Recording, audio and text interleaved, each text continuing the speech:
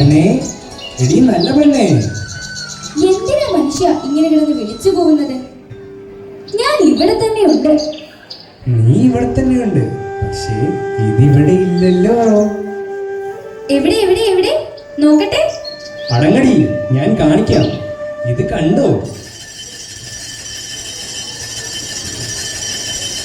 മഹാറാണിയുടെ പൊൻചിലമ്പ്.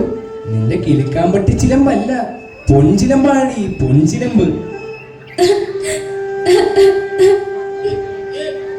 നീ എന്തിനാണ് നല്ല പെണ്ണെ കരയുന്നത്?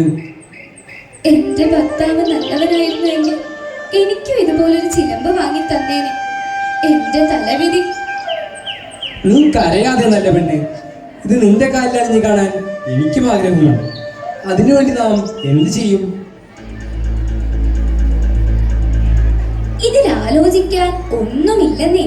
നമ്മുടെ കുടിലിൽ കള്ളൻ കയറി എന്നും ചിലമ്പ് മോഷണം പോയി എന്നും രാജാവിനെ അറിയിച്ചാൽ മാത്രം മതി. അയ്യോ, അങ്ങനെ പറഞ്ഞാൽ രാജാവിന്റെ തല വെട്ടും. പിന്നെ രാജാവ് തല വെട്ടും പോലും. അങ്ങേര് വല്ല വാഴയും വെട്ടും. നിങ്ങൾ ധൈര്യമായിരിക്കും. ഞാൻ പറയുന്നത് പോലെ കേട്ടാൽ മതി. നല്ല ചിലമ്പ്. എനിക്കിത് നന്നായി ചേരും. വേണ്ട വേണ്ട നല്ല പെണ്ണെ, എനിക്ക് പേടിയാവുന്നു. ഒന്ന് മിണ്ടാതിരിക്ക മനുഷ്യ. വരൂ, ഞാൻ കഞ്ഞി വിളമ്പാം. വരൂന്നേ.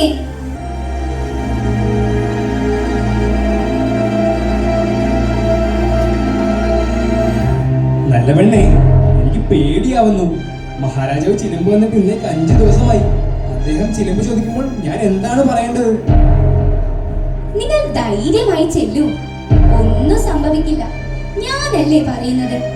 ചിലമ്പിന്റെ പണി തീർന്നപ്പോൾ പട്ടിൽ പൊതിഞ്ഞ് പെട്ടിയിൽ വെച്ചെന്നും പിന്നീട് നോക്കിയപ്പോൾ കണ്ടില്ല എന്നും അത് കളവ് പോയത് തന്നെയാണെന്നും പറഞ്ഞാൽ മതി.